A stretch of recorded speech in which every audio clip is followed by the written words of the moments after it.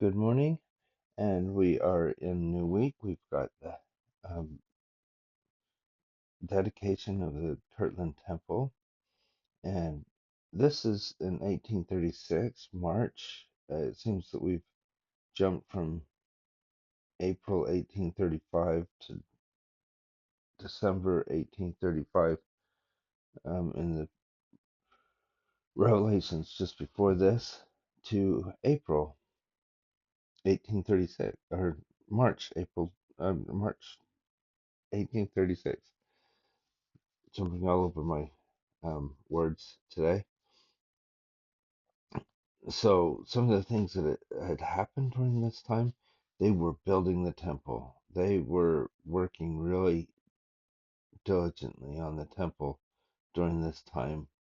Um, a lot of work in 1835 and early 1836 to get this temple done and ready for its dedication. Um, Also, it looks like that was 1835 was the year that Joseph Smith got the papyrus scrolls that would become eventually the Book of Abraham. So he found a great interest in that as well. And so a lot of things are still happening. It just seems like it's moving faster than the other chapters when we're reading the Doctrine and Covenants. But things are happening, and amazing things are happening. Um, One of the things that was said about this house is that it was one of the most expensive, or it was the most expensive house made. And it wasn't dollar sign wise, um, but it was with what the people had and what they sacrificed to have it built. Um, a lot of a lot of time and effort and money. A lot of people were new to the area, um, were trying to get settled, and then they're building this beautiful building, large building, um, and contributing as much as they can in time and money to get this house built. Okay, so here we have it. September 29th, October 5th. It is thy house, a place of thy holiness. And if you're not familiar, Doctrine and Covenants 109 is the dedicatory prayer of the Kirtland Temple. And Doctrine and Covenants 110 is a revelation given in the Kirtland Temple. So we'll read this through. The doors to the Kirtland Temple weren't supposed to be open until 8 o'clock in the morning on March 27th, 1836, but saints who were hoping to attend the dedication services started lining up as early as 7. An overflow location and then a second session were needed to accommodate everyone. And it wasn't just the living who were eager to be present. Multiple witnesses saw angels out inside the temple, even on the roof during and after the dedication. It really did seem that the armies of heaven had come to sing and shout with the Latter-day Saints. And of course, the Spirit of God um, was written for the dedication of the temple. And um, I'm not going to sing that, but just that quote from the Spirit of God lets us remember that that is what they were there for, and that it was part of the dedication. Why the great excitement on both sides of the veil? After centuries, there was a house of the Lord again on the earth. The Lord was fulfilling his promise to endow his saints with power from on high. And this, he declared, was only the beginning of the blessing. The era we now live in, with accelerated temple work and ordinances available to millions of living and dead, had its beginning in Kirtland when the veil over the earth was beginning to burst. Now, I have avoided reading saints um, in this uh, podcast because it's way too long for us to just read. But I recommend you go and listen or read it to understand more around what was happening. One of the events that happened in about 6 months to a year before this, well, no, about 6 months before this, was the argument between Joseph and William. And I found that interesting to learn more about. I knew that they had a falling out and it lasted for a few weeks, but I didn't understand quite all of the ins and outs. And I still don't, will admit, but I didn't realize it started with one meeting, then led to another meeting, a couple of times, trying to reconcile and not having it reconciled until finally William did do quite a bit of damage to Joseph Smith um, at one point, and then realized, this needs to stop. Uh, and then we have a house for our God, which is Revelations in context. Now, listen, when we've done this, we've already done most of this. This we talked about in Doctrine and Covenants 88 and a few other places where um,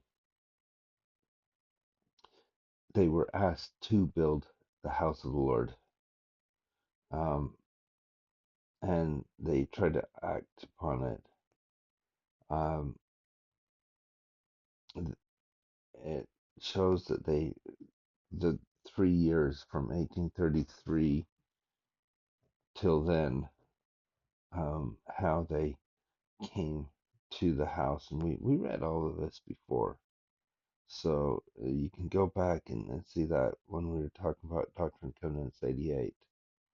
Um, and that talks about how they had a vision of the house, um, how it was going to be built, and how the temple was going to look, and the importance of building it with the best materials, and that it wasn't just a schoolhouse. They're building a temple. Um,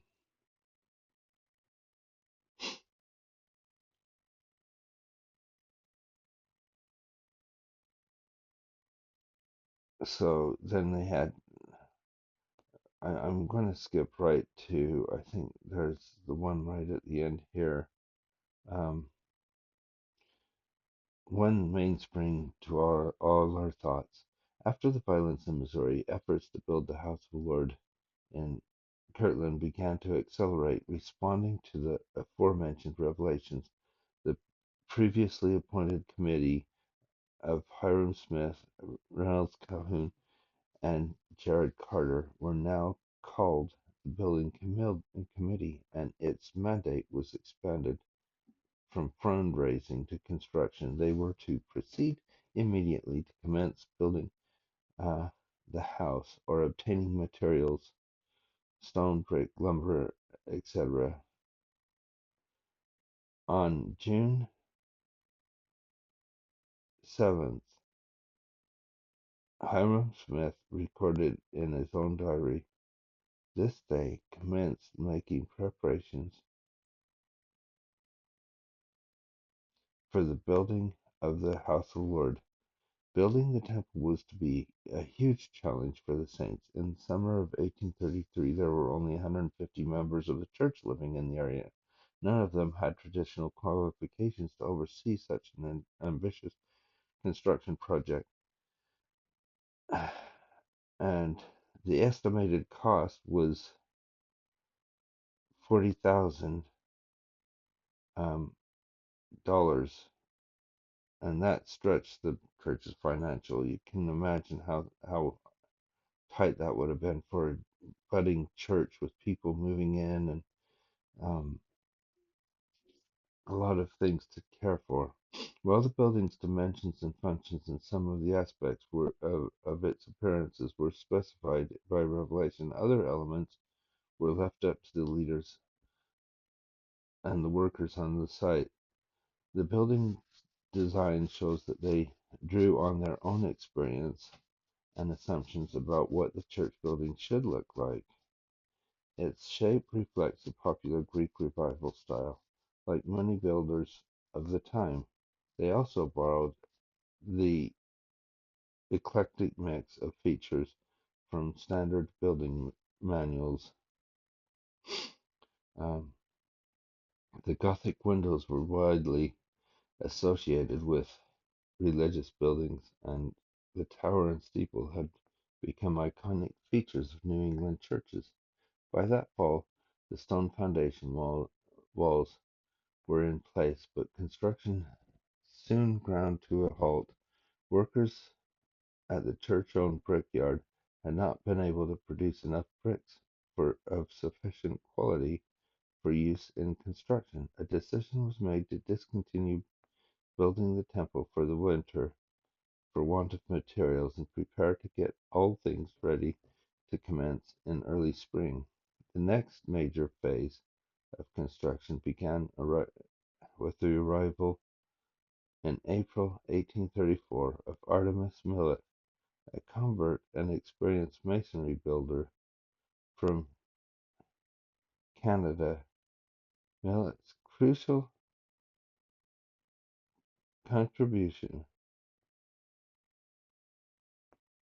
was the suggestion to use Breville work and stucco um, building technique instead of the more expensive brick construction. Following his counsel, the saints built the walls of rough stone hauled in from the nearby sandstone quarry, which was then faced with stucco to give it a finished look. The spring and summer of 1834 were difficult seasons for construction on the temple because most of the men in the community went with Joseph Smith to Missouri's Zion camp in the Missouri in the Zion camp of Israel, sorry. And the return of Joseph Smith and most of the men in the camp of Israel meant constructing the temple once again became the primary focus of the activity, as we just were talking about. By that fall, there is greater urgency to finish the temple. Lucy Mack Smith expressed the dedication of the members to the effort. There was but one mainstream to all the thoughts, she said, and that was building the Lord's house. Truman Angell, a carpenter's apprentice from Providence, Rhode Island, took the lead in the carpentry. Brigham Young and his brother Joseph employed their expert craftsmanship. Um, Another young brother, Lorenzo, worked with Artemus Millet on the exterior, and plastering of the interior was overseen by Jacob Bump. Um, and the women worked on the veils and hung that would be hung from the ceiling to subdivide the lower hall and made other furnishings for the temple. Joseph Smith later pronounced a blessing upon the sisters for the liberality in giving their services so cheerfully to make the veil of the Lord's house. Children even helped by gathering broken dishes and glassware, which were added to the stucco to help it glisten in the sun. The interior of the temple was completed in stages, and as rooms were completed, the church leaders and members began to use them for various purposes. Meanwhile, Joseph Smith labored relentlessly to prepare the saints spiritually for the manifestations promised in the Revelations. I returned to my house, being weary with continual anxiety and labor in putting all the authorities in order, and striving to purify them for the solemn assembly according to the commandment of the Lord. Now, this goes back to Doctrine and Covenants 107, where we see that the organization of the church has that certain organization of presidencies and things, and he's trying to get these in order to be ready for the dedication. He recorded in his journal in January 30th, 1836, just a couple of months away from the dedication. And a few days earlier, in the midst of such preparations, Joseph had received a vision of the celestial kingdom, which is now Doctrine and Covenants 137. Other spiritual outputtings during this period offered a glimpse of even greater experiences to come. The dedication of the house of the Lord was a moment of celebration and satisfaction for the early saints. The revelations of 3 years earlier had taken shape through immeasurable sacrifices of labor and resources. In the dedicatory prayer now found in Doctrine and Covenants, Joseph Smith pleaded, "We ask thee, O Lord, accept this house, the workmanship of the hands of us, thy servants, which thou didst command us to build. For thou knowest that we have done this work through great tribulation, and out of our poverty we have given our substance to build the house to thy name, that the Son of Man might have a place to manifest himself to his people." The promised manifestations did come. The Savior appeared and declared his acceptance of the temple, and other heavenly beings committed the priesthood keys to Joseph Smith and Oliver Cowdery. Those manifestations opened the way for future temple revelations. The ordinances, having shown their willingness to build the Lord a house, the Latter-day Saints had only just begun to learn the purpose of temples, and I think we're still learning. President Nelson has accelerated this work well above anything, and as it talks about Joseph Smith feeling um, this anxiety to get them prepared for the um, temple, did we not feel that with President Nelson? And um, this is recorded, of course, a day after, well, I guess 2 days after, but a day after for me. I learned about President Nelson passing on um,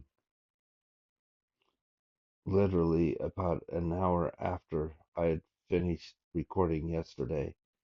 Um, And so we we will have a new presidency, but what President Nelson has brought is a renewed focus on the temple and the covenants.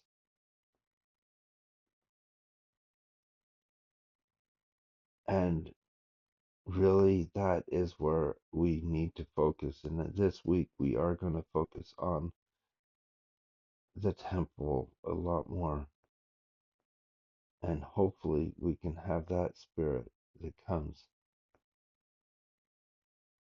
when we do.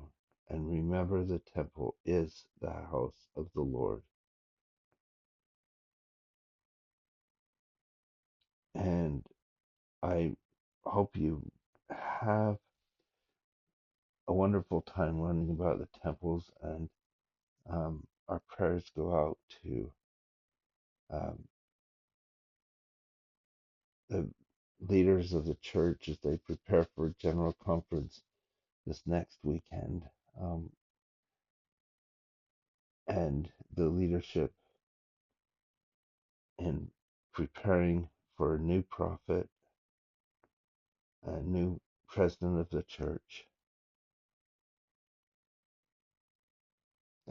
And um, I hope you have a wonderful day, and we'll see you tomorrow.